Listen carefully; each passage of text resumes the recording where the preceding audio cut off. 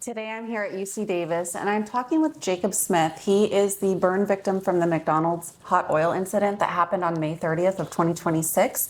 And a lot of people are wanting to know an update. And so I wanted to get together with Jacob and ask him some questions so that we could share some updates with you. Tell us a little bit about your family life, like growing up, what it was like. Yeah, growing up, I have 5 brothers and 1 sister. I'm number 5 out of 7. I definitely had a good childhood. My brothers were all awesome. My parents definitely raised me very well. I was homeschooled. When did you start working at McDonald's? When I was 17, September 2023. When you first started there, what was your position?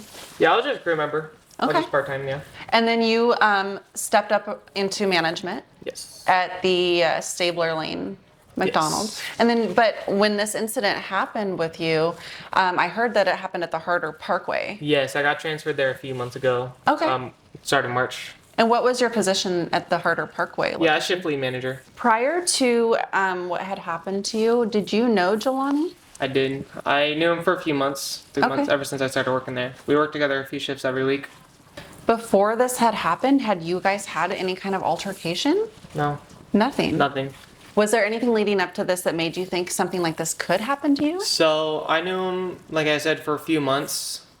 In those months that I knew him, I thought of him as a very genuine and nice guy.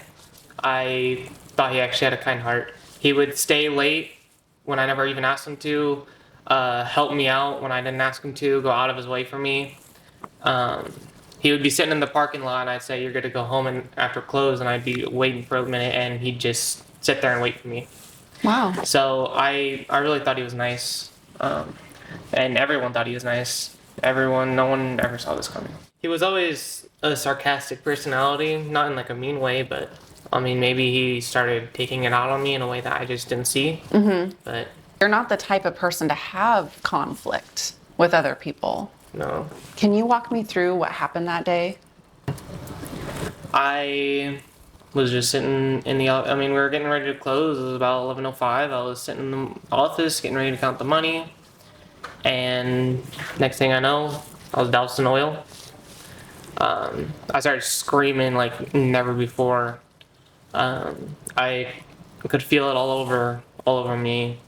And I just know the first thing I did, I stood up, I grabbed my phone, grabbed my keys, started walking out. I was very scared in the moment. I was like, he just attacked me. I don't know if he's gonna come back. I ripped off my shirt because I knew it was just gonna keep burning me. It was soaked in my shirt. And I went out the front and I called the cops. So we got out, I locked up, called my supervisor, explained to her the situation. Ambulance got there, left. Wow. And at first when you got hit, you thought it was coffee? 'Cause Yeah. that was all over Yeah. social media. Everyone's like, it was coffee. Yeah. But you just saw or felt something hot hit you and you just assumed. It didn't even come into my mind that someone would throw oil at somebody. Yeah. That wasn't even a consideration. No. Not until I saw it on my body when I got here, and I was a little bit out of the shock, yeah. Yeah. It's definitely something I think about every day. Especially just not remembering the moment. It'd be hard for me to face him right now. I think eventually I'm going to have to, but it'd be really scary to try to do that. I mean, I couldn't imagine what you were feeling. So now that you've been in the hospital and you're starting to recover, what does your recovery look like for you? How long of a road is this? Yeah, so obviously it's already been almost 2 weeks. It could be a few more weeks. It really depends on a lot of things. There's going to be some permanent scarring and there could be some sensitivity from that. Now, when this happened, you had an outpouring of community support. What was that like for you? It's unfathomable. Unfathomable. Yeah. It's just like it's impossible to even process. Yeah. Hundreds of thousands, million people. It's insane. I've never felt so much care in my life. And like a lot of anxieties that I was having, especially in the first couple of days, where it's like, I don't know how I'm going to be able to just trust people. Like it was going to be harder to trust people. Especially since, like I said, I knew him. I thought he was a nice guy. I thought he was someone I could trust. And it was really, really hard, and I was getting really, really scared. But then all the love just started pouring in, and it was so overwhelming that it's like now I feel like I can trust people even more than I did before. Wow. I love So, that. yeah. I saw you recently made a post and you said that this is the best thing that's ever happened to you. I know there's been so much love for me, so much care for me, and I've never been so sure of that in my life. Yeah. So I cannot find a reason to be upset. That's very inspirational. I think there's a lot of people out there that are going to cling to that.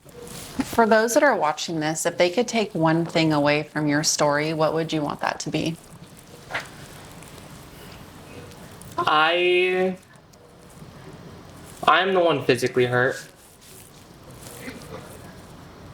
Jelani is the one who is hurting. And I want everyone to pray for him.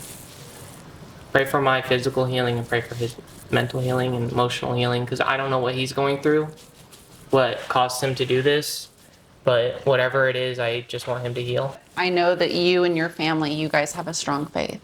Do you think that that has played a role in how you're feeling? Yeah. I would not be the person I am without Jesus, no.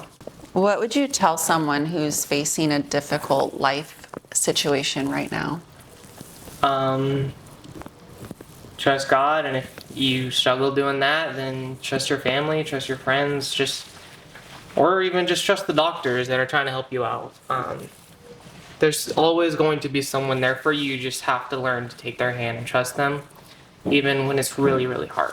All of the nurses have been awesome. I haven't had a single bad experience so far. Really? That's Yes. amazing to hear.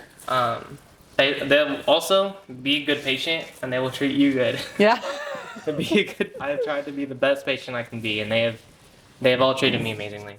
Who has been your biggest supporter? Yeah, definitely her and my mom. They've been here most days. Dulce has been here pretty much every day. She's staying at the house right over there, and my mom has been driving down here back and forth, and it's been really awesome. And then, my other brothers and stuff have been visiting me on and off, and whenever they have time.